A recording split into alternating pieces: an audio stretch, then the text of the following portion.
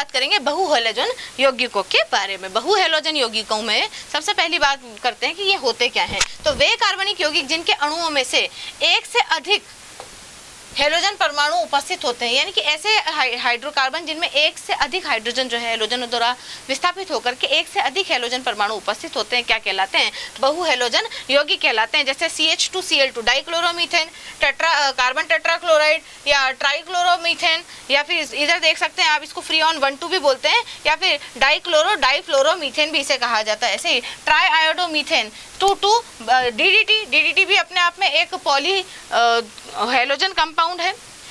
ये पुनः उपस्थित हैलोजन परमाणुओं की संख्या के आधार पर die halo alkane, try halo alkane और टेट्रा हेलो एल्केन कहलाते हैं। भाई सीधी सी बात है कि अगर एक हैलोजन उपस्थित होगा तो मोनो हेलो एल्केन, 2 हैलोजन उपस्थित होंगे तो डाई हेलो एल्केन, 3 हैलोजन उपस्थित होंगे तो ट्राई हेलो एल्केन, इस तरीके से इनके नाम होते हैं। तो मीथेन के ट्राई हेलो जो डेरिवेटिव्स होते हैं, ट्राई हेलो व्युत्पन्न जो होते हैं, उन्हें क्या कहा जाता है? हेलो फॉर्म कहलाते हैं। मतलब मीथेन में टोटल 4 कार्बन उपस्थित हैं, टोटल 4 कार्बन उपस्थित, 1 कार्बन और 4 हाइड्रोजन उपस्थित होते हैं। 4 कार्बन नहीं, 4 हाइड्रोजन उपस्थित होते हैं मीथेन में। अब मीथेन में से यदि एक हाइड्रोजन को एक क्लोरीन या एक हेलोजन के द्वारा जैसे एक हाइड्रोजन हटाया तो ये बन गया, एक हाइड्रोजन हटा करके एक हैलोजन बनाया तो मोनोक्लोरो डेरिवेटिव बन गया है। मोनोक्लोरो डेरिवेटिव के बाद में यदि हम इसका एक हाइड्रोजन और हटा दें, एक हाइड्रोजन और हटा करके और इसकी जगह पे एक हैलोजन और लगा दें तो ये बन जाएगा die hello derivative, die hello व्युत्पन्न बन जाएगा।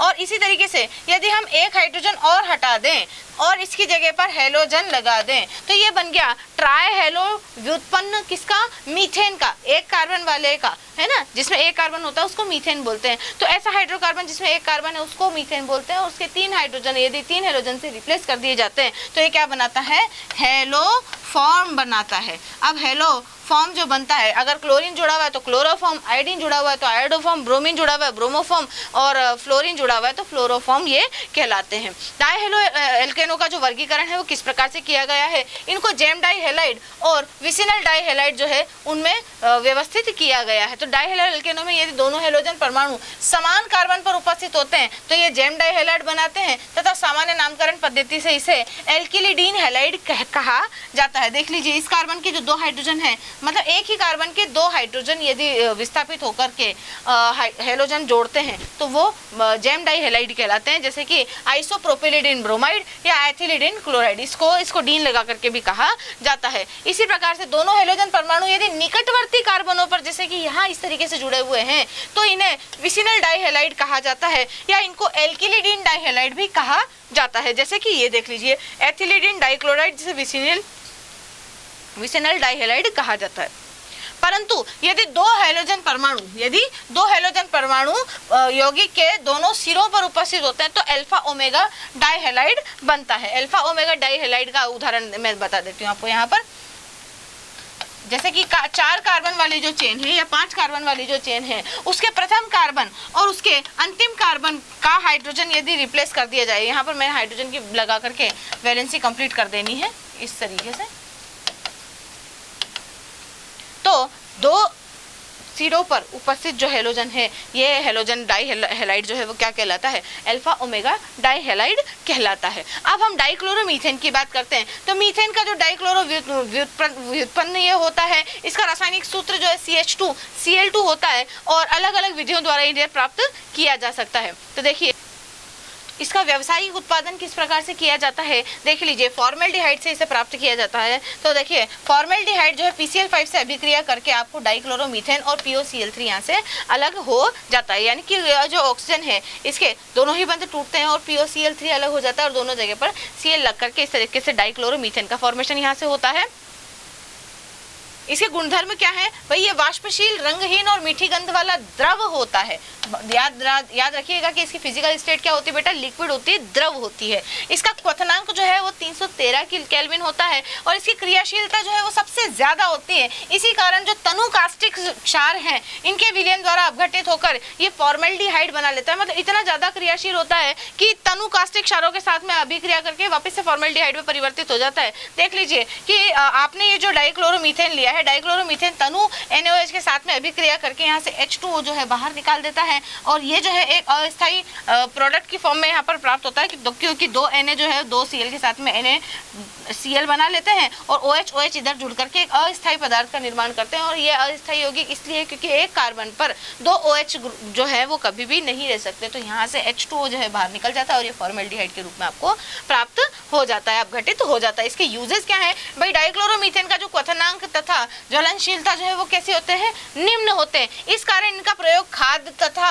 औषधि उद्योगों में निष्कर्षण विलायक के रूप में किया जाता है, यानी कि खाद्य को और औषधियों को घोलने के रूप में इसको काम में लिया जाता है। दूसरा, इसे पेंट को हटाने के लिए एरोसोल में प्रोपेलेंट के रूप में भी प्रयुक्त किया जाता है। पेंट जो आप करते हैं ना उसको हटाने के लिए भी प्रोपेलेंट के रूप में इसको यूज करते हैं।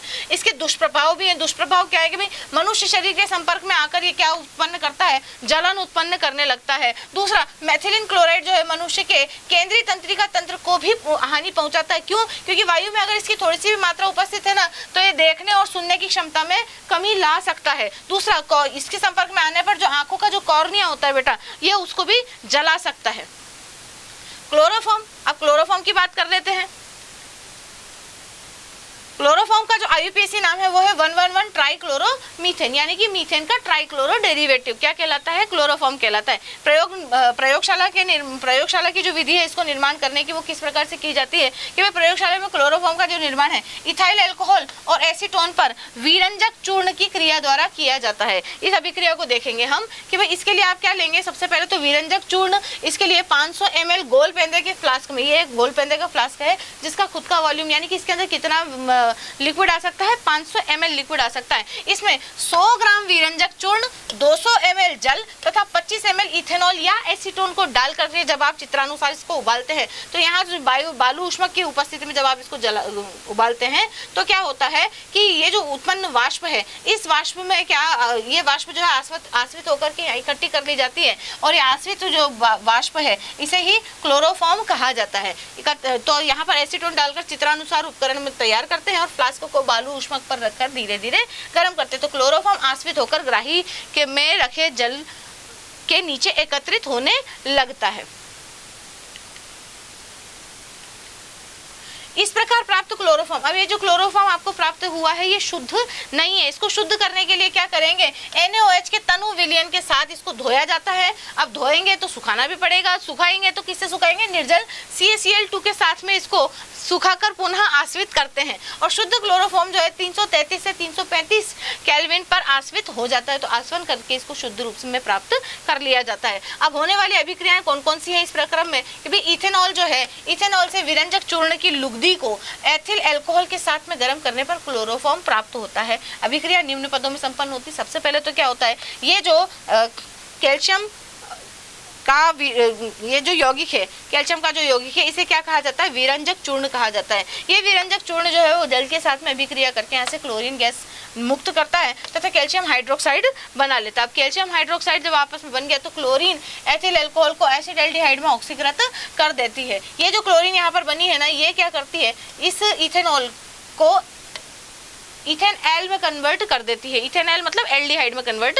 कर देती है। अब ये जो क्लोरीन एसिटल्डिहाइड का क्लोरीनीकरण करके इसे ट्राइक्लोरो एसिटल्डिहाइड में परिवर्तित कर देती है। ये क्लोरीन जो है इस एल्डिहाइड को क्लोरल में परिवर्तित करती है, यानी कि ये जो 3 हाइड्रोजन है ये इस क्लोरीन द्वारा रिप्लेस कर दिए जाते हैं और HCl गैस निकल जाती है।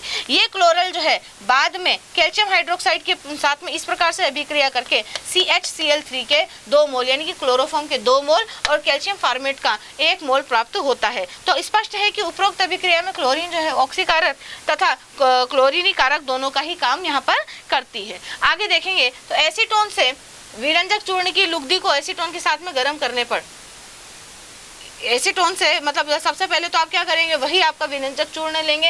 विरंजक चूर्ण को है जो पानी में के साथ में इसकी अभिक्रिया करवाएंगे तो यहाँ से प्राप्त क्लोरीन गैस जो है वो क्या करेगी, अब की बार एसीटोन यानी कि कीटोन, पहले किसका निर्माण हो रहा था? एसीटोन या अल्कोहल का इस्तेमाल कर रहे थे, अब हम कीटोन का इस्तेमाल करेंगे। तो कीटोन के साथ में ये क्लोरीन जो है इस तरह से अभिक्रिया करेगी और कीटोन के साथ में कीटोन ग्रुप के पास में जो कार्बन है उसके CH3 के हाइड्रोजन को रिप्लेस करके CCl3 में परिवर्तित कर देगी। दोनों में से किसी एक का ही परिवर्तन होगा, या तो इस हाइड्रोजन का या फिर इस हाइड्रोजन का। तो यहाँ पर आपको एक ट्राइक्लोरो एसीटोन डेरिवेटिव आपको प्राप्त हो जाएगा। अब यहाँ पर क्या होगा, ये जो प्राप्त ट्राइक्लोरो एसीटोन है इसकी अभिक्रिया वापस से कैल्शियम हाइड्रोक्साइड के साथ में करवा देंगे इस प्रकार से। तो यहाँ से आपको 2 मोल तो क्लोरोफॉर्म मिल जाएंगे और यहाँ पर कैल्शियम एसीटेट के भी आपको मोल्स प्राप्त हो जाएंगे। तो इस प्रकार भी आप जो है क्लोरोफॉर्म को प्राप्त कर सकते हैं। क्लोरल हाइड्रेट से भी आप क्लोरोफॉर्म प्राप्त कर सकते हैं। ये क्लोरल हाइड्रेट है, इसकी अगर आप NaOH के साथ में अभिक्रिया करवाते हैं तो भी आपको क्लोरोफॉर्म प्राप्त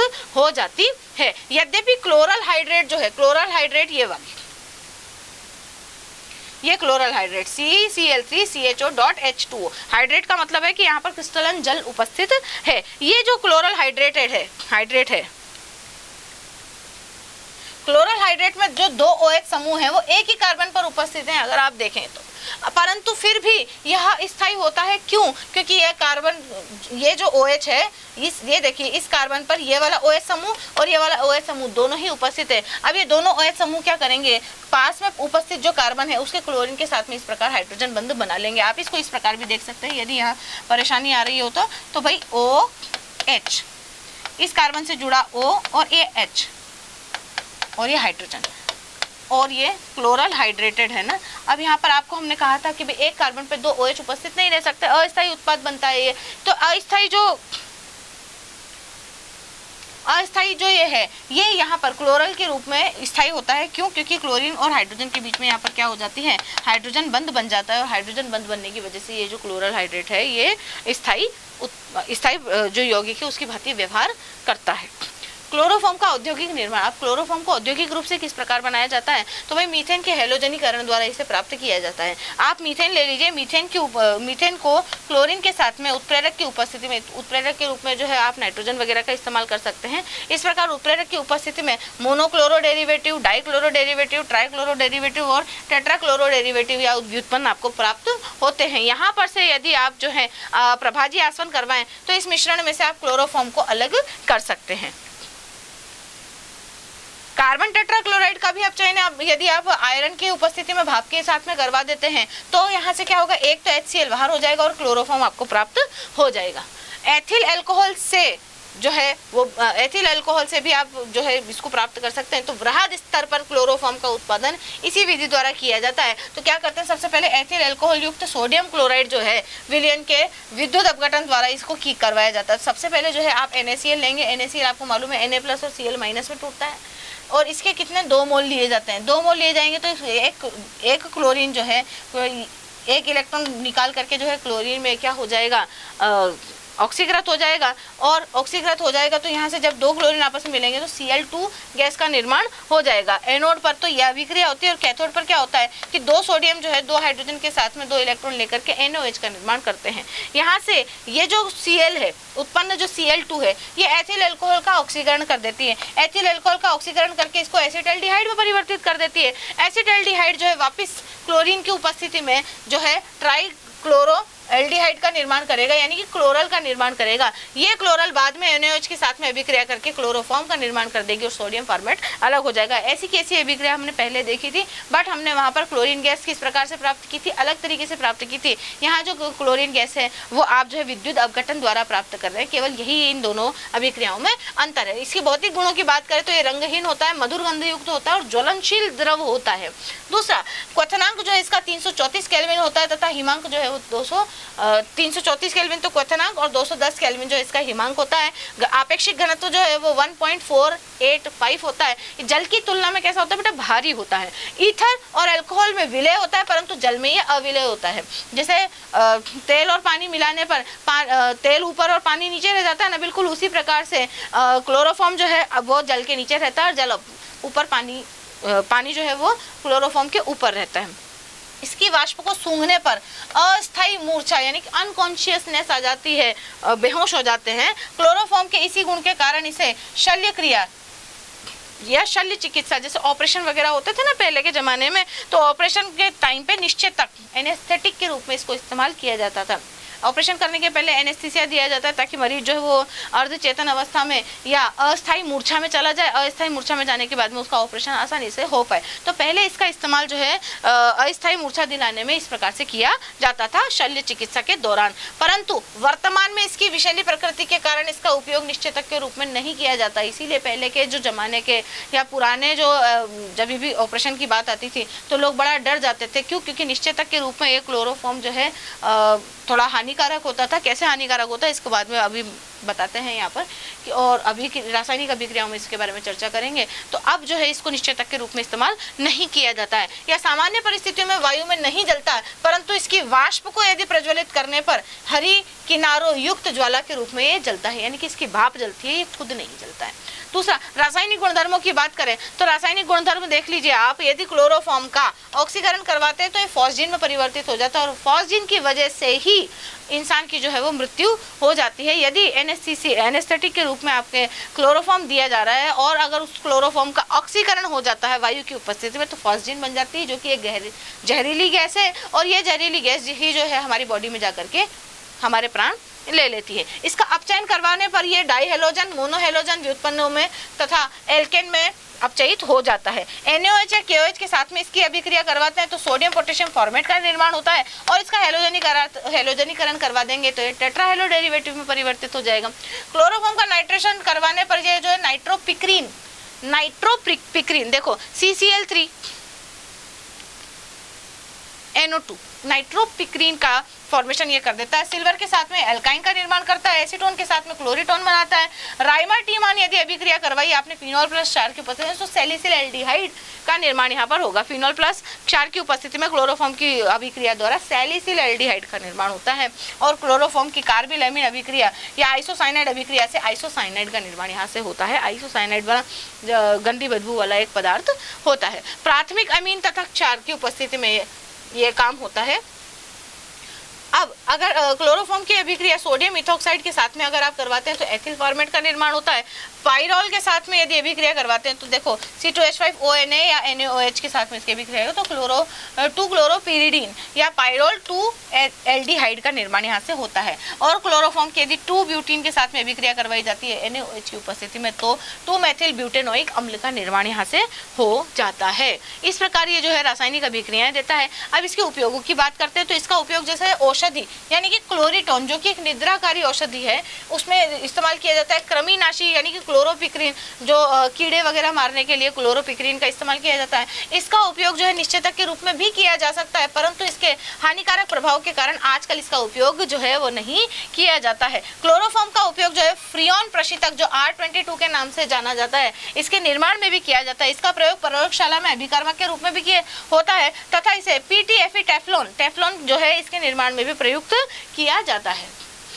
क्लोरोफॉर्म का परीक्षण, अब परीक्षण कैसे करें कि भाई क्लोरोफॉर्म जो आप इस्तेमाल कर रहे हो वो विषैला या फॉस्जीन में तो परिवर्तित नहीं हुआ, तो आप उसके लिए आइसोसाइनाइड का परीक्षण कर सकते हैं। तो आइसोसाइनाइड टेस्ट किस प्रकार से लगाते थे? अल्कोहलिक पोटेशियम हाइड्रोक्साइड तथा एनिलीन के साथ में क्लोरोफॉर्म को गर्म कर दो तो आपको क्या मिलेगा? फेनिल आइसोसाइनाइड का निर्माण होगा जिससे अत्यधिक दुर्गंध आती है। तो अगर दुर्गंध आती है इसका मतलब आपका क्लोरोफॉर्म खराब हो चुका है। शुद्ध क्लोरोफॉर्म जो है सिल्वर नाइट्रेट से अभिक्रिया करके अवक्षेप निर्मित नहीं करता है। अगर आपने सिल्वर नाइट्रेट AgNO3 अगर आपने क्लोरोफॉर्म में डाल दिया तो आपको कोई अवक्षेप AgCl का कोई अवक्षेप आपको नहीं प्राप्त होगा शुद्ध क्लोरोफॉर्म में। क्लोरोफॉर्म की शुद्धता का परीक्षण या सिल्वर नाइट्रेट परीक्षण भी इसे कहा जाता है। किस प्रकार से होता है? तो भैया आप अशुद्ध अगर क्लोरोफॉर्म है और सिल्वर नाइट्रेट के साथ में यदि अभिक्रिया कर रहा है और अभिक्रिया करके यदि AgCl का सफेद अवक्षेप प्राप्त हो गया इसका मतलब ये कैसा है? अशुद्ध है। परंतु शुद्ध AgNO3 के शुद्ध क्लोरोफॉर्म यदि AgNO3 के साथ में अभिक्रिया करता है तो कोई अवक्षेप प्राप्त नहीं होता है। तो यही पहचान है इसकी सिल्वर टेस्ट की, सिल्वर नाइट्रेट टेस्ट इसको कहा जाता है क्लोरोफॉर्म का। आगे बात करते हैं आयोडोफॉर्म की। आयोडोफॉर्म का मतलब है कि ट्राई आयोडो व्युत्पन्न किसका? मीथेन का। तो नाम इसका होगा 111 ट्राई आयोडो मीथेन होगा। इसका निर्माण किस प्रकार से किया जाता है? तो प्रयोगशाला में आयोडोफॉर्म का निर्माण जो है इथेनॉल और एसीटोन की अभिक्रिया जो है क्षार तथा आयोडीन के साथ में करवाकर हेलोफॉर्म जो है अभिक्रिया बनती है। अब इस अभिक्रिया को आप इस प्रकार से देखें तो इथेनॉल से आयोडोफॉर्म का निर्माण किस प्रकार से होगा? वही NaOH की अभिक्रिया जो है आप I2 के साथ में करवाएंगे और NaOI सोडियम हाइपोआयोडाइड का निर्माण यहाँ से होगा और सोडियम आयोडाइड का भी निर्माण यहाँ पर होगा। अब ये जो NaO है, सोडियम हाइपोआयोडाइड जो है, ये देख लीजिए, सोडियम हाइपोआयोडाइड जो है, ये सोडियम हाइपोआयोडाइड जो है इथेनॉल के साथ में अभिक्रिया करके इसको इथेनॉल में परिवर्तित करती है। यह इथेनॉल, इथेनॉल एल्डिहाइड है ना, ये इथेनॉल जो है, इथेनॉल एल्डिहाइड है, ये इथेनॉल नहीं है, ये कौन है, एसिटाल्डिहाइड है, इथेनॉल नहीं है। ये इथेनॉल जो है, ये इथेनॉल जो है सोडियम हाइपोआयोडाइड के साथ में दोबारा से अभिक्रिया करके NaOH में परिवर्तित हो जाती है और CI3CHO, जैसे आपको वो क्लोरल मिला था बिल्कुल उसी प्रकार से क्लोरीन की जगह पे अगर आप आयोडीन लगा देते हैं तो ट्राई आयोडो एसिटाल्डिहाइड इसे कहा जाता है, एक व्युत्पन्न प्राप्त होता है। और ये जो यौगिक है बाद में NaOH के साथ में अभिक्रिया करके जो है HCl3 का निर्माण यहाँ से हो जाता है और HCOONA सोडियम फॉर्मेट के रूप में अलग प्राप्त हो जाता है। तो यहाँ से HCOONA जो है ऊष्मा जल अपघटन इसका करवाया जाता है और यहाँ से आपको आयोडोफॉर्म अलग मिल जाता है और सोडियम फॉर्मेट अलग प्राप्त हो जाता है। तो संपूर्ण अभिक्रिया को यदि एक पद में लिखा जाए तो किस प्रकार से लिखेंगे, इथेनॉल जो है आयोडीन के साथ में सोडियम हाइड्रोक्साइड की उपस्थिति में, तो 1 मोल इसका, 4 मोल इसके और 6 मोल इसके लेने पर आपको 1 मोल आयोडीन मिलेगी और सोडियम फॉर्मेट का भी 1 मोल प्राप्त होगा और 5 मोल जो है सोडियम आयोडाइड के प्राप्त होंगे, साथ में जल भी प्राप्त होगा। तो सोडियम कार्बोनेट के साथ में यदि आप इसकी अभिक्रिया करवाते हैं तो किस प्रकार से होगी अभिक्रिया, तो 1 मोल इथेनॉल जो है, इथेनॉल आयोडीन के साथ में अभिक्रिया करके, 4 मोल आयोडीन के साथ में अभिक्रिया करके और 3 मोल सोडियम कार्बोनेट के साथ में ऊष्मा की उपस्थिति में अभिक्रिया करके भी आपको आयोडोफॉर्म देगा और साथ में साइड प्रोडक्ट जैसे यहाँ मिलते हैं बिल्कुल इसी प्रकार से आपको प्राप्त हो जाते हैं। सोडियम कार्बोनेट के साथ में भी यही अभिक्रिया होगी और इस प्रकार से आपको आयोडीन प्राप्त होगा और साथ में कार्बन डाइऑक्साइड सहित सेम साइड प्रोडक्ट आपको प्राप्त हो जाएंगे। हेलोफॉर्म अभिक्रिया से संबंधित कुछ महत्वपूर्ण तत्व जो है वो कौन कौन से हैं कि भाई इस प्रक्रिया में NaOH के स्थान पर यदि आप KOH भी ले सकते हैं, कोई दिक्कत नहीं है। दूसरा, इस परीक्षण को प्रदर्शित करने वाले यौगिकों में निम्न में से कोई भी एक समूह उपस्थित होना चाहिए। मतलब क्या है कि ये या तो कीटोन ग्रुप या अल्कोहल ग्रुप जो है, इस प्रकार से जो ये जो ग्रुप है इनके साथ में ये देख लीजिए, इन ग्रुपों के साथ में ये जो कार्बन है इसे CH3, CH2H या CH2 या CH3 या CH3 या CH3 इस प्रकार से, मतलब ये जो ग्रुप मैंने पीले पीले बनाए हैं इनके पास में एक कार्बन वाला या तो मीथेन ग्रुप हो या फिर एक कार्बन वाला try hello derivative, mono hello derivative या डाई हेलो डेरिवेटिव होगा तो ही इस प्रकार की अभिक्रियाएं आपको देखने को मिलेगी और ये रिएक्शन आगे प्रेक्षित होगी। अब इसमें एस्टर है ये, इस एस्टर में यदि CH3CO समूह उपस्थित हो तो इसके पश्चात भी हेलोफॉर्म अभिक्रिया नहीं देता है। क्यों नहीं देता, इसका कारण देख लीजिए कि इसमें जो सक्रिय मेथिल समूह है वो उपस्थित होता है जो कि CH3CO को CH3CO में परिवर्तित नहीं होने देता। तो इस अभिक्रिया के लिए ये एस्टर जो है वो उत्तरदायी नहीं है। औद्योगिक निर्माण की आप विधि देखिए, औद्योगिक निर्माण या औद्योगिक स्तर पर आयोडोफॉर्म जो है वो सोडियम कार्बोनेट, पोटेशियम आयोडाइड युक्त एथिल अल्कोहल या एसीटोन के जलीय विलयन का 60 से 70 डिग्री सेल्सियस पर विद्युत अपघटन यदि आप करवाते हो तो इस प्रक्रिया में निर्मित जो सोडियम हाइड्रोक्साइड है उसको उदासीन करने के लिए विलयन में कार्बन डाइऑक्साइड गैस प्रवाहित करवाते हैं और इस अभिक्रिया में जो है एनोड पर आयोडीन में ऑक्सीकृत हो जाती है तथा क्षार की उपस्थिति में आयोडीन की एथिल अल्कोहल या एसीटोन के साथ में अभिक्रिया से आयोडोफॉर्म बनता है जैसे पहली वाली रिएक्शन में बना था। बिल्कुल उसी प्रकार से भौतिक गुणधर्म इसके देखेंगे तो आयोडोफॉर्म जो है वो एक विशेष गंधयुक्त पीले रंग का क्रिस्टलीय ठोस होता है। जल में यह अविलेय होता है परंतु कार्बनिक विलायकों में यह विलेय हो जाता है। इसका गलनांक जो है 119 डिग्री सेल्सियस पाया जाता है।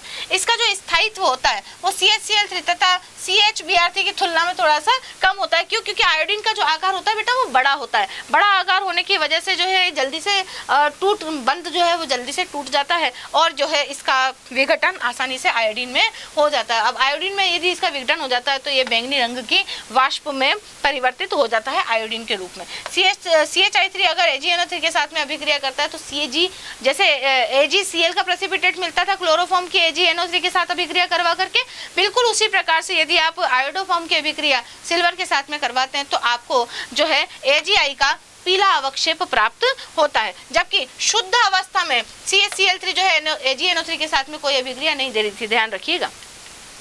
रासायनिक गुणधर्म देखें कि अगर आयोडो फॉर्म जो है KOH के साथ में जल अपघटित करवाया जाता है तो पोटेशियम फॉर्मेट का निर्माण करता है। लाल फास्फोरस और HI की उपस्थिति में यदि इसका अपचयन करवाया जाता है तो भाई हाइड्रोजन जुड़ जाएगी ना, आयोडीन बाहर निकल जाएगी। तीसरा जो है गरम सिल्वर के गर्म चूर्ण के साथ में यदि इसको अभिकृत करवाया जाता है तो एसिटिलीन का निर्माण किया जाता है। और मतलब क्या होता है, 3 आयोडीन और मतलब ये अभिक्रिया इस प्रकार से होती है, CHI3 जो है वो 6 सिल्वर के साथ में गर्म होकर के इस प्रकार से 6 मोल AgI अलग हो जाता है और CH जो है ट्रिपल बॉन्ड द्वारा एसिटिलीन का निर्माण यहाँ पर कर लेता है। इन दोनों के बीच में क्या है, 3 बॉन्ड बंधे हुए। कार्बिलामीन अभिक्रिया, कार्बिलामीन की अभिक्रिया के लिए आपको देख लीजिए क्या लेना पड़ेगा, एनिलीन लेना पड़ेगा। एल्कोहलिक KOH की उपस्थिति में CHI3 के साथ में अभिक्रिया करके फेनिल आइसोसाइनाइड का निर्माण यहाँ से करता है और आयोडीन वाष्प के रूप में यहाँ पर प्राप्त हो जाती है। यदि CHI3 को गर्म किया जाए तो CHCl3 से ये कम स्थायी होने की वजह से CHI3 जो है ऑक्सीजन देकर के कार्बन मोनोऑक्साइड में परिवर्तित हो जाता है। इसी प्रकार से CHI3 जो है AgNO3 के साथ में अभिक्रिया करके AgI का पीला अवक्षेप देता है। इसके उपयोग देखिए भाई, दवाइयों के निर्माण में इसे इस्तेमाल किया जाता है। मुक्त आयोडीन देने के कारण इसका प्रयोग जो है पूतिरोधी के रूप में भी किया जाता है। अब इसके बाद हम बात करेंगे ट्राईहेलोमीथेन की। ट्राईहेलोमीथेन को THM भी बोलते हैं, ट्राईहेलोमेथेन्स। इनके दुष्प्रभाव क्या क्या हैं कि भाई ट्राईफ्लोरोमीथेन तथा ट्राईक्लोरोमीथेन जो है, मतलब ट्राईफ्लोरोमीथेन तथा क्लोरोडाइफ्लोरोमीथेन, सॉरी ट्राईक्लोरोमीथेन, इसका फॉर्मूला मैं बना देती हूँ, ट्राईक्लोरो CHCl3, ठीक है। और ये बोल रहा है क्लोरोडाइफ्लोरोमीथेन, क्लोरोडाइफ्लोरोमीथेन, इसकी बात कर रहा है। इन दोनों का ही प्रयोग जो है कुछ उपकरणों में शीतलक के रूप में किया जाता है। इससे वातावरण में मुक्त ट्राईहेलोमीथेन क्लोरोफ्लोरोकार्बन की अपेक्षा अधिक तेजी से अपघटित होती है। यानी कि इन दोनों के जो है शीतलक के रूप में इस्तेमाल करने से क्या होता है, वातावरण में ट्राईहेलोमीथेन या क्लोरोफ्लोरोकार्बन जो है इसकी अपेक्षा अधिक तेजी से अपघटित होती है। अतः ओजोन परत का जो है ये कम क्षय जो है वो कम करवाता है। यदि इनमें क्लोरीन उपस्थित हो, यद्यपि फ्लोरोफॉर्म जो है ओजोन परत का क्षय नहीं करता है। यानी कि क्या होता है कि यदि इनमें क्लोरीन उपस्थित है तो ये जो है क्लोरोफ्लोरोकार्बन के रूप में क्लोरीन अगर उपस्थित है तो ओजोन परत का क्षय जो है वो कम करवा देगा। यदि फ्लोरोफॉर्म है तो ओजोन परत का क्षय यहाँ से नहीं होगा। दुर्भाग्यवश ट्राईहेलोमीथेन जो है इनका अपघटन ऊपरी वातावरण में लगातार होता रहता है, जिसके फलस्वरूप ओजोन परत का जो है लगातार क्षय होता रहता है। ट्राईहेलोमीथेन को इसी कारण अक्लोरीनीकृत शीतलकों से पूरी तरह हटा दिया गया है। यानी कि आजकल जो हमारे फ्रिज या जो भी शीतलन वाले जो भी तत्व थे या उपकरण थे उनमें आजकल जो है क्लोरोफ्लोरोकार्बनों का इस्तेमाल नहीं किया जाता है, क्योंकि ये वातावरण में जाकर के ओजोन परत का अपक्षय करवा देती है। अपक्षय करवाने की वजह से जो है आपको भी पता है कि ओजोन परत के अपक्षय होने के क्या क्या दुष्परिणाम होते हैं। तो आजकल इनका इस्तेमाल जो है वो शीतलकों के रूप में नहीं किया जाता है। तो क्लोरोफॉर्म का जो प्रयोग है बहुधा कार्बनिक रसायन में विलायक के रूप में किया जाता है, पहली बात तो इसका जो उपयोग है, और यह जल की अपेक्षा अत्यंत कम ध्रुवीय विलायक है और इसमें कार्बनिक यौगिक जो है वो विलय होते हैं, क्योंकि जल पोलर सॉल्वेंट है और ये जो है नॉन पोलर सॉल्वेंट की भांति या व्यवहार करता है, इसलिए इसमें जो है कार्बनिक यौगिक जो है वो विलय हो जाते हैं। यद्यपि यह भी कैसा होता है, विषैला होता है तथा कैंसर जन्य होता है, फिर भी यह कार्बन टेट्राक्लोराइड की अपेक्षा थोड़ा कम हानिकारक है। स्वास्थ्य तथा नियमों के कारण आधुनिक रासायनिक प्रयोगशालाओं में क्लोरोफॉर्म का जो प्रयोग है एक सस्ते और अच्छे विलायक या वैकल्पिक विलायक के रूप में किया जाता है। सस्ता पड़ता है और अच्छा विलायक माना जाता है, इसलिए इसका उपयोग हम कर लेते हैं, वरना इसका उपयोग जो है वो स्वास्थ्य की दृष्टि से बिल्कुल भी उपयोगी नहीं है। अच्छा, क्लोरोफॉर्म जो है स्विमिंग पूल वगैरह में भी बनती है, क्योंकि स्विमिंग पूल के जो जल होता है उसमें क्लोरीन उपस्थित होती है। वह क्लोरीन गैस जो है मूत्र, पसीने तथा त्वचा के कुछ जो कण हैं उनके साथ में अभिक्रिया करके हाइपोक्लोराइड का निर्माण यहाँ से कर देती है, और हाइपोक्लोराइड के साथ साथ यहाँ पर हेलोफॉर्म जो है वह भी बनने लगता है प्रकाश या पराबैंगनी प्रकाश की किरणों में। और पराबैंगनी प्रकाश की उपस्थिति में जो है क्लोरोफॉर्म किस में परिवर्तित हो जाता है, फॉस्जिन गैस में परिवर्तित हो जाता है, और यह कैसी होती है, अत्यंत विषैली गैस होती है। कुछ ट्राइहेलोमीथेन जो है वो अत्यधिक वाष्पशील होते हैं तथा वायु में जो है आसानी से वाष्पित हो जाते हैं। इनके कारण तैराकी करते समय इन्हें सांस द्वारा भीतर लेना संभव हो जाता है। यानी कि अब आप सांस लोगे तो भाई तैराकी करोगे तो और तेजी से सांस लोगे, तो आपके जो है शरीर में चले जाएंगे और तैराकों के लिए तापीय अवशोषण के साथ जो है त्वचा से टेट्राहेलोमीथेन का जो शोषण है वो सर्वाधिक, लगभग कितना 80% तक इसका अवशोषण जो है वो हो जाता है तैराकी करते समय। इसके बाद हम बात करते हैं कार्बन टेट्राक्लोराइड की, यानी कि कार्बन के चारों हाइड्रोजन जो है वो क्लोरीन द्वारा यदि विस्थापित कर दिया जाए तो CCl4 नाम का एक CCl4 नाम का एक यौगिक जो है वो कार्बन टेट्राक्लोराइड के रूप में आपको प्राप्त हो जाता है। और इसका जो ये जो है सबसे पहले इसकी खोज किसने की थी? कोलतार से भारी प्रभाज से सर्वप्रथम लॉरेंट नाम के वैज्ञानिक ने इसको कोलतार के प्रभाजी आसवन भारी प्रभाज द्वारा करवाई गई। इसके निर्माण की विधियां देख लीजिए आप। मीथेन को 400 डिग्री सेल्सियस पर क्लोरीन गैस के साथ में ट्रीट करवाने पर आपको CCl4 प्राप्त हो जाएगी। उत्प्रेरक को जैसे आयरन AlCl3 I2 SbCl5 वगैरह की उपस्थिति में CS2 की अभिक्रिया जो है Cl2 से करवाने पर जो है आपको CCl4 प्राप्त हो जाएगी और सल्फर मोनोक्लोराइड आपको अलग प्राप्त हो जाएगा। ये जो सल्फर मोनोक्लोराइड है वापस CS2 के साथ में अभिक्रिया करके आपको दोबारा से CCl4 या कार्बन टेट्राक्लोराइड जो है अलग दे देगी। अब इसको अलग करने के लिए आप प्रभाजी आसवन का इस्तेमाल कर सकते हैं। तो प्रभाजी आसवन द्वारा सल्फर मोनोक्लोराइड को और CCl4 को पृथक कर लिया जाता है। क्लोरोफॉर्म को क्लोरीनीकरण द्वारा, यानी कि क्लोरोफॉर्म के क्लोरीनीकरण द्वारा भी HCl अलग हो जाएगा और CCl4 आपको प्राप्त हो जाएगी। उच्च ताप पर 400 डिग्री सेल्सियस तथा उच्च वायुमंडलीय दाब 70 से 100 वायुमंडलीय दाब पर यदि आप क्लोरीन गैस की अभिक्रिया प्रोपेन के साथ में करवाते हैं तो भी आपको द्रव CCl4 का निर्माण होता है और हेक्साक्लोरोइथेन ठोस के रूप में आपको प्राप्त हो जाती है। भौतिक गुणधर्म इसके क्या है? ये रंगहीन मीठी गंध वाला विषैला द्रव होता है जिसका क्वथनांक जो है 77 डिग्री सेल्सियस होता है। जल में तो ये अविलेय होता है परंतु कार्बनिक विलायकों में कैसा हो जाता है? ये विलेय हो जाता है। यह वसा, तेल, मोम आदि के लिए एक अच्छा विलायक माना जाता है, यानी कि इन सबको आप जो है इसके अंदर आराम से घोल सकते हैं। अध्रुवीय होने के कारण जो इसका द्विध्रुव जो आघूर्ण है वो शून्य हो जाता है, क्योंकि अध्रुवीय है ना। द्विध्रुव आघूर्ण तो तब आता है जब ये ध्रुवीय होता है या पोलर होता है। अज्वलनशील होता है, अग्निशमक की तरह ये पायरीन के रूप में इस्तेमाल किया जाता है। जो अग्निशमन यंत्र जो होते हैं उनमें पायरीन नाम का जो केमिकल होता है वो यही होता है CCl4। CCl4 को पायरीन के नाम से अग्निशामक जो पदार्थ होता है उसके रूप में इस्तेमाल किया जाता है। इसके रासायनिक गुणधर्मों की बात करें तो भाई CCl4 जो है ऑक्सीकरण करवा करके फॉस्फेट में परिवर्तित हो जाती है, अपचयन से एक क्लोरोफॉर्म में परिवर्तित हो जाती है, जल अपघटन करवाने पर ये पोटेशियम कार्बोनेट में परिवर्तित हो जाती है। और CCl4 जो SbF5 SbF6 या HF के साथ में भी क्रिया करके फ्रियोन बना लेती है। एक एक क्लोरीन यहाँ से हटता जाता है और फ्लोरीन यहाँ पर जुड़ता जाता है, तो फ्रियोन 1,2 का निर्माण यहाँ पर होता है। राइमर टीमान अभिक्रिया यदि आप कराते तो सैलिसिलिक अम्ल बनता है, जबकि पहले हमने क्या बनाया था? सैलिसिल एल्डिहाइड बनाया था। CCl4 की पायरोल के साथ में अभिक्रिया करवाते तो पायरोल 2 कार्बोक्सिलिक अम्ल का निर्माण यहाँ से होता है। फ्रिडिल क्राफ्ट अभिक्रिया द्वारा ये बेंजोफिनॉन देती है। इसके यूजेस क्या क्या है? कार्बन टेट्राक्लोराइड की जो वाष्प है वायु से भारी होती है और अज्वलनशील होती है, इसलिए इसको अग्निशामक के रूप में पायरीन के नाम से इस्तेमाल करते हैं। रेजिन, वसा, तेल, मोम वगैरह के जो है अभिकर्मक इसमें विलायक के रूप में इस्तेमाल की जाती है तथा इसके शोधन अभिकर्मक के रूप में भी इसे इस्तेमाल किया जाता है।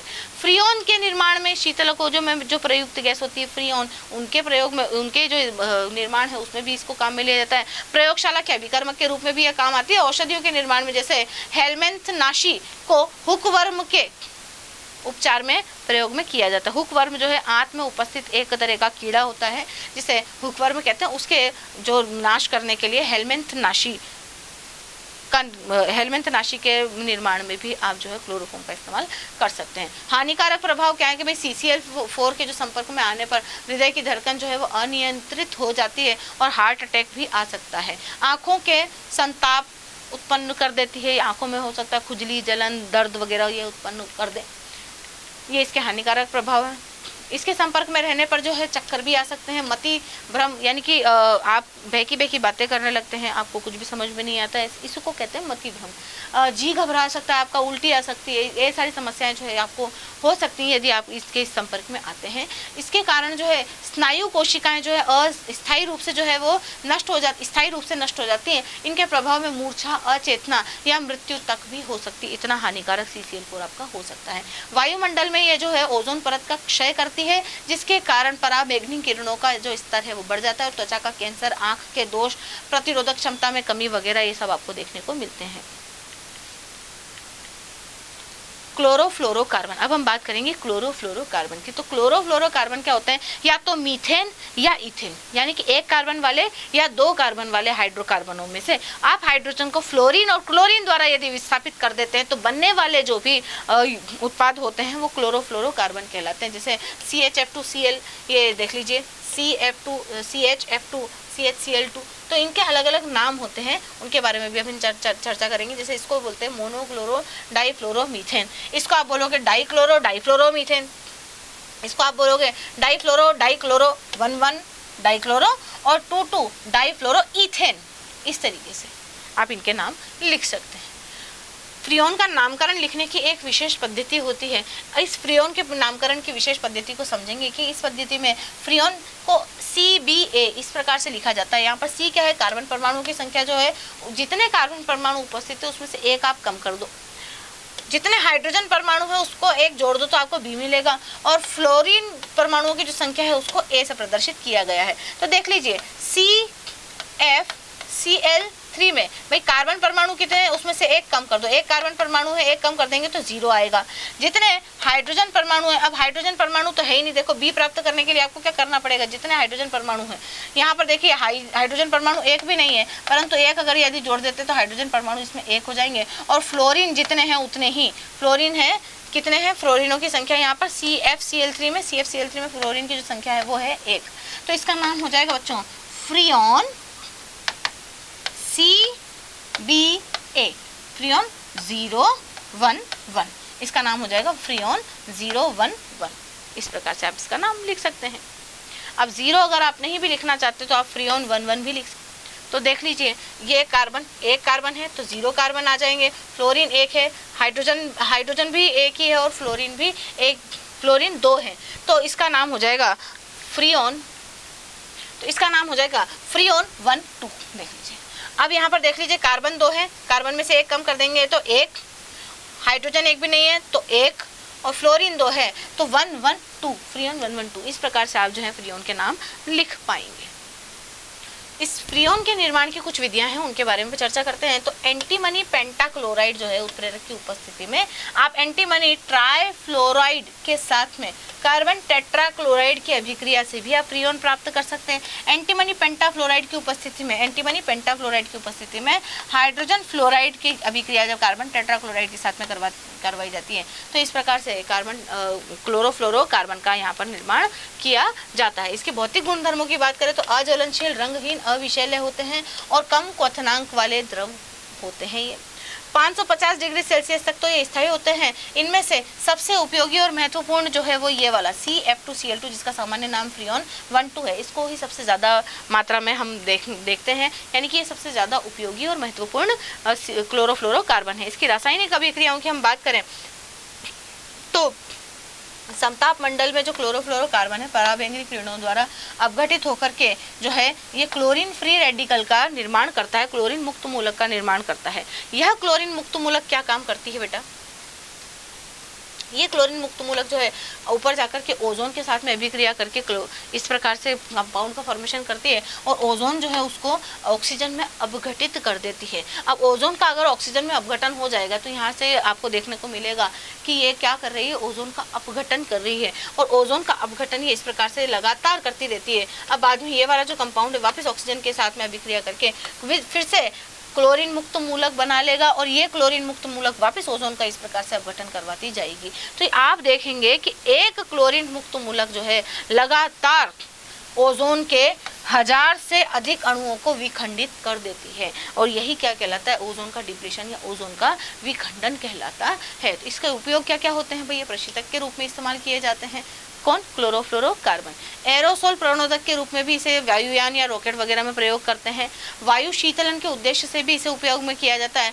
फोम में इसका उपयोग करके प्रणोदक यानी कि प्रोपेलेंट के रूप में इसे इस्तेमाल किया जाता है।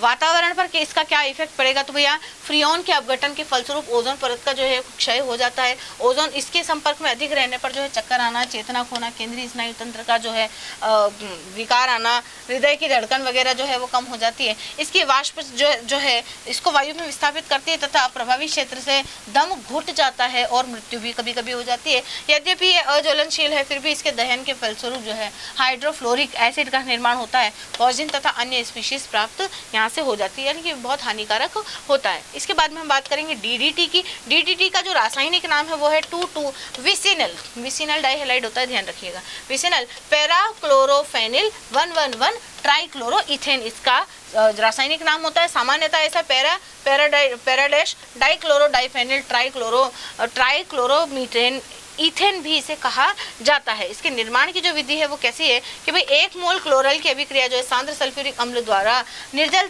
ZnCl2 की उपस्थिति में यदि करवाई जाती है तो इनकी उपस्थिति में क्लोरोबेंजीन के 2 मोल अगर ले लिए जाए तो आपको डीडीटी का फॉर्मेशन देखने को मिलेगा। इस प्रकार से देख लीजिए, क्लोरल जो है, इस क्लोरल का जो डबल बॉन्डेड ऑक्सीजन है वो 2 मोल क्लोरोबेंजीन के साथ में H2O बाहर निकाल देता है in presence of सांद्र H2SO4, सांद्र H2SO4 की उपस्थिति में, और इस प्रकार के एक यौगिक का निर्माण होता है जिसका नाम है DDT। ठीक है, अब DDT के अच्छे व्यापारिक नमूने में 75% जो है वो पैराडैश DDT उपस्थित होता है। डीडीटी के जो गुण है वो क्या है, ये एक श्वेत क्रिस्टलीय ठोस है जिसका गलनांक जो है 382 केल्विन होता है। डीडीटी जो है जल में घुलनशील नहीं होता है, लेकिन सामान्यतः ध्रुवीय विलायकों में ये घुलनशील हो जाता है। डीडीटी का जो छिड़काव वगैरह भी तो करते हैं कीड़े मकोड़े मक्खी मच्छर मारने के लिए, तो इसका उपयोग जो है, इसका उपयोग एक संपर्क कीटनाशक के समान किया जाए। संपर्क कीटनाशक का मतलब है कि जैसे ही कीट इसके संपर्क में आएगा वो मर जाएगा। जैसे कि वो एक चौक आती है व्हाइट कलर की, जब हम उसको फेर देते हैं तो आपका जो कॉकरोच वगैरह है वो उसको पार करके मर जाते हैं, बिल्कुल उसी प्रकार से ये भी काम करता है। और सस्ता एवं शक्तिशाली होने के कारण ये मक्खी मच्छर कीड़े मकोड़े तथा कृषि पीड़कों को मारने में इसका प्रयोग जो है व्यापारिक स्तर पर किया जाता है, बहुत बड़े स्तर पर इसका उपयोग किया जाता है। यह गन्ने तथा पशु चारा फसलों के लिए कई देशों में कीटनाशक के रूप में भी इस्तेमाल किया जाता है। डीडीटी के अजैव निम्नीकरण प्रकृति के कारण इसके उपयोग पर कुछ प्रतिबंध भी लगाए गए हैं। संयुक्त राज्य अमेरिका ने 1973 में डीडीटी पर प्रतिबंध लगा दिया था, पर हमारे देश में अभी भी चल रहा है। यह लोह के द्वारा विघटित हो जाता है, अतः इसे लोह के पात्रों में नहीं रखा जाता। यदि आप चाहते हैं कि आप डीडीटी को किसी लोहे के बर्तन में स्टोर करके रख देंगे तो ऐसा नहीं होगा, आप ऐसा नहीं करते। लोह के द्वारा क्या हो जाता है, ये विघटित हो जाता है। डीडीटी के दुष्प्रभाव क्या क्या है भाई, ये जैव अपघट्य नहीं है, नॉन बायोडिग्रेडेबल है, प्रकृति में ऐसा कैसे ही पड़ा रहता है और प्रकृति को दूषित करता है, जैसे पॉलीथीन। इसके अवशेष जो है वातावरण में लगातार रहते हैं। इसका लंबा प्रभाव जो है वो बहुत घातक होता है, जीवित प्राणियों के लिए अत्यधिक विषैला होता है। इस कारण जो है कई पश्चिमी देशों ने इसका उपयोग जो है बंद कर दिया। अभी मैंने बताया था कि अमेरिका ने इसके ऊपर, जो है संयुक्त राष्ट्र अमेरिका ने इसके ऊपर प्रतिबंध लगा दिया है। दूसरे सस्ते कीटनाशकों के अभाव के कारण यह कई दुष्प्रभावों के बाद भी भारत में प्रचुरता से सस्ता है, इसलिए चलता है। बेंजीन हेक्साक्लोराइड की बात कर देते हैं, तो बेंजीन हेक्साक्लोराइड जो है एक पेस्टिसाइड यानी कि कीटनाशी है। इसका व्यापारिक नाम जो है गैमेक्सिन या लिंडेन, या इसका अणुसूत्र जो है C6H6Cl6 है। इसको 666 के नाम से भी जाना जाता है, और इसका IUPAC नेम है 1 2 3 4 5 6 हेक्साक्लोरोसाइक्लोहेक्सेन। हेक्साक्लोरोसाइक्लोहेक्सेन यानी कि जो साइक्लोहेक्सेन है इसमें एक एक हाइड्रोजन जो है एक एक क्लोरीन द्वारा विस्थापित होकर के इस प्रकार से